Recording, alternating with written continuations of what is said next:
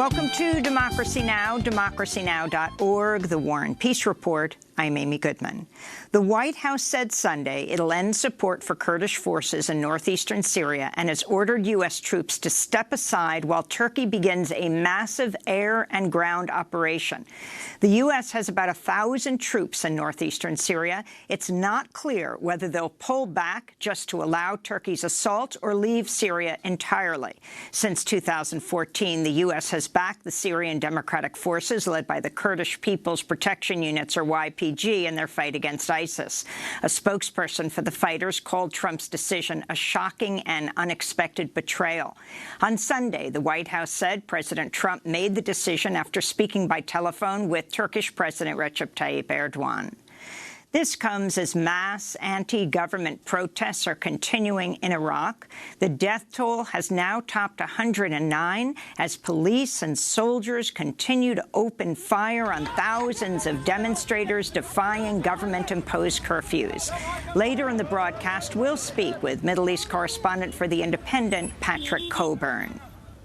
A second whistleblower has stepped forward to accuse President Trump of abusing his powers by soliciting help from Ukraine's government in order to discredit the president's campaign rival, Joe Biden, and his son. Lawyers for the first whistleblower confirmed a new whistleblower with first-hand knowledge of Trump's interactions with Ukraine has corroborated the initial complaint in an interview with the intelligence community's Inspector General.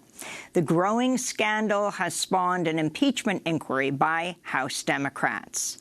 This comes as top Trump administration officials continue efforts to stonewall the investigation. On Friday, Secretary of State Mike Pompeo missed a deadline to comply with a House subpoena to produce documents related to the impeachment inquiry. During a public event in Athens, Greece on Saturday, Secretary of State Pompeo admitted he was listening in on the now infamous July 25th phone call between President Trump and the Ukrainian President Volodymyr Zelensky. But he called the impeachment inquiry a silly gotcha game. When the world doesn't focus on the things that are right, the things that matter, the things that impact real people's lives, and instead you get caught up in some silly gotcha game, you see, that's not healthy. That doesn't help democracies flourish. It doesn't help grow economies. At least 3 Republican senators have broken ranks to criticize President Trump: Nebraska's Senator Ben Sasse, Utah Senator Mitt Romney, and Maine Senator Susan Collins. Senator Romney Friday tweeted Trump's behavior was wrong and appalling. He added, quote, "When the only American citizen President Trump singles out for China's investigation is his political opponent in the midst of the Democratic nomination process, it strains credulity to suggest that it is anything other than politically motivated," Romney said. Trump fired back on Twitter, calling for Romney's impeachment, calling him pompous and, quote, "a fool who's playing right into the hands of the do-nothing Democrats," Trump tweeted. North Korean officials have called off talks with the U.S. on denuclearization, warning the Trump administration it has until the end of the year to change its bargaining approach if it wants negotiations to continue. On Saturday, North Korea's chief nuclear negotiator denied the U.S. State Department's rosy assessment of the talks in Stockholm, Sweden, saying U.S. negotiators brought nothing to the table. 미국은 그동안 유연한 접근과 새로운 방법, The U.S. raised expectations by offering suggestions like flexible approach, new methods, and creative solutions. But they have disappointed us greatly and dampened our enthusiasm for negotiations by bringing nothing to the table. U.S. Peace Envoy Zalmay Khalilzad met with the Afghan Taliban in Pakistan Friday for the first time since President Trump publicly called off talks last month aimed at ending the longest war in U.S. history. The informal talks in Islamabad came after the Taliban took credit for a series of deadly attacks that disrupted September's presidential election, which saw less than a quarter of eligible voters cast ballots. The renewed peace talks do not include members of the Kabul-based Afghan government. In the Gaza Strip, a 28-year-old Palestinian man was killed and 40 people wounded Friday after Israeli troops opened fire on weekly protests near the besieged territory's separation barrier with Israel. A spokesperson for Gaza's health ministry said 22 people were shot with live bullets. The latest killing brought the number of Palestinian protesters killed in Gaza to 313 since protests began in March of 2018 under the banner of the Great March of Return. In Washington, D.C., women's rights activists rallied outside the Supreme Court Sunday to call for Justice Brett Kavanaugh's removal from the bench 1 year after Republican senators narrowly confirmed him to the Supreme Court despite multiple credible accusations of attempted rape and sexual assault.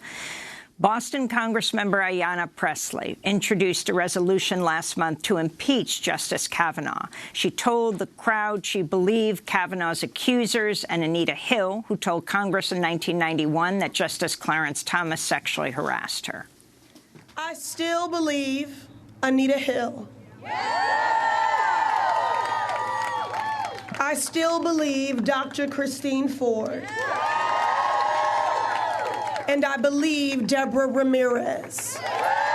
The weekend rally at the Supreme Court came after justices announced Friday they'll weigh the constitutionality of Louisiana's anti-choice legislation, which requires any doctor performing an abortion to have admitting privileges at a nearby hospital. Pro-choice groups call such statutes trap laws or targeted regulation of abortion providers.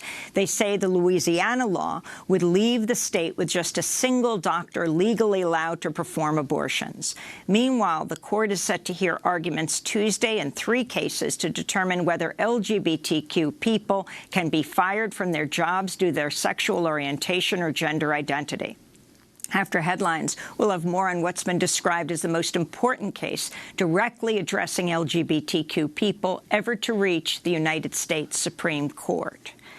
In Hong Kong, tens of thousands of protesters defied a ban on face masks Saturday and marched through a pouring rainstorm as the prohibition took effect. Hong Kong Chief Executive Carrie Lam ordered the ban as part of a widening crackdown on pro-democracy demonstrations that erupted last spring. Carrie Lam is trying to use the ban to keep us from coming out. I want to tell her that this is counterproductive. She's just targeting the symptoms, but not the root causes. She's suppressing our right to express ourselves, and this will only push us further. Police declared the assembly unlawful, firing tear gas and charging with batons. Some demonstrators responded by throwing bricks and gasoline bombs. In climate news, scores of people have been arrested in civil disobedience actions as the group Extinction Rebellion kicked off 2 weeks of protests in 60 cities around the globe demanding urgent action on the climate crisis. In Sydney, Australia, police arrested 30 people who blocked a major road. There were similar scenes in Melbourne and in Wellington, New Zealand, where activists surrounded a government building that grants permits for oil and gas drilling. In the Netherlands, 50 people were arrested after they erected a tent to block a road in central Amsterdam. In London, police arrested at least 20 people Monday as protesters have vowed to close down Parliament and Trafalgar Square. This is Lizzie Mansfield, one of the protesters. We're here because the government's not doing enough on the climate emergency. And the key word is emergency, right? They declared an emergency after the rebellion in April. And then we've seen surprisingly little action. So we're here to really push home this is an emergency.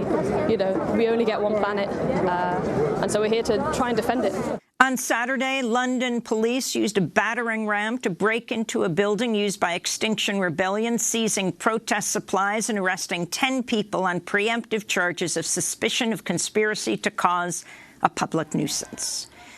Back in the United States, the Trump administration moved Friday to open more than 720,000 acres of California land to oil and gas drilling. Environmentalists have vowed to sue to block what would be the first federal fossil fuel lease sales since 2013. Claire Lakewood, senior attorney at the Center for Biological Diversity, said, quote, "Turning over these spectacular wild places to dirty drilling and fracking will sicken Californians, harm endangered species, and fuel climate chaos." President Trump signed a proclamation Friday that'll deny visas to immigrants who can't afford to purchase health insurance within 30 days of their arrival to the United States. Under Trump's plan, which is set to take place on November 3rd, immigrants will also be shut out from subsidies under the Affordable Care Act. In response, the immigrant advocacy group United We Dream tweeted, "Our health care system is shot, and the Trump administration knows this. This is another economic and racist attack on a community who deserves health care in the first place." In Tucson, Arizona, a pretrial hearing is scheduled today for senior Border Patrol agent Gus Zamora, who's accused of kidnapping and sexually assaulting a junior agent last May. Zamora's pleaded not guilty to charges he pressured a female subordinate to drink to excess before leading her back to his hotel room and assaulting her. Senior officials at Customs and Border Patrol allowed Zamora to retire after his arrest and indictment. One of the women who accused deceased serial sexual predator Jeffrey Epstein of attacking her told The Washington Post she holds billionaire Leslie Wexner, the chair and CEO of Victoria's Secret parent company, responsible for what happened to her. Maria Farmer says she was staying at one of Wexner's properties in Ohio in the summer of 1996 when Epstein and his associate Ghislaine Maxwell sexually assaulted her. Farmer was employed by Epstein at the time. She says when she tried to leave the house, Wexner's security guards wouldn't let her. Farmer first detailed her attack in an affidavit she submitted earlier this year as part of an Epstein-related lawsuit. But her interviews with The Washington Post are the first time she's publicly spoken about Leslie Wexner and his connection to Epstein. In Dallas, Texas, a key witness in the murder trial of former Dallas police officer Amber Geiger was shot to death outside his apartment Friday. Joshua Brown lived across the hall from Botham Jean, the 26-year-old black accountant who was shot and killed in 2018 inside his own apartment by Officer Geiger, a white woman who was off duty at the time. During the trial, Brown gave emotional testimony about hearing gunshots the night of Jean's murder. Officials have not yet identified a suspect in Brown's murder. Attorney Lee Merritt, who represented the Jean family in the trial, wrote in social media Brown's testimony played a key role in challenging Geiger's account of the incident and claims she had shouted commands at Botham before shooting him. A court in last week sentenced Geiger to 10 years in prison for shooting and killing Botham Jean. She faced up to 99 years in prison. Bernie Sanders' campaign says the Vermont senator, 2020 presidential hopeful, suffered a heart attack last Tuesday after experiencing chest pains during a campaign event in Las Vegas.